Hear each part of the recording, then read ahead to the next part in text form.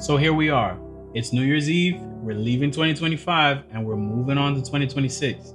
But before we do that, there is something we need to release first. Because for so many of us, 2025 didn't look the way we hoped. Some prayers were never answered, some plans fell apart, and this current season in your life might have been heavier than you can handle. And yes, it's so easy to look back and think, I lost time or I fell behind, especially those of us with ADHD. We fall into that mental trap so easily. But here is something to think about. Sometimes what feels like delay, I want to say this carefully. Sometimes what feels like delay is often divine preparation. It's God protecting us from people and situations that you might not have been ready for. Even the Bible reminds us not to live in the past. In Philippians 3:13, Paul writes, "Forget what is behind and strain towards what is ahead."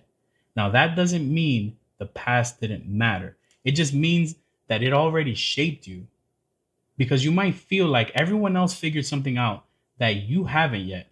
But what if, in the meantime, God was building patience in you where you wanted speed? He was building discernment where you wanted answers. And He was building depth when you just wanted results. I believe ultimately what God wants to build in us is a deeper dependence on Him, not on worldly outcomes. So as the year closes, release the pressure of having everything figured out.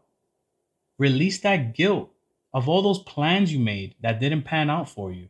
And most importantly, and hear me very clearly, release that version of yourself that you thought you had to become. Lay it down at His feet and leave it in the past. Those are no longer your problems. They're His now. And He can handle anything. Because where you're stepping into next, there is absolutely no room for the baggage of 2025 and the years before that. You're allowed to step into 2026 lighter. So when that clock strikes midnight tonight, I want you to remember one thing. Put Jesus at the center of your heart. Posture your heart towards Him and let Him lead the way in every decision you make in 2026 and the future. And you'll have nothing else to worry about. Happy New Year, and God bless you.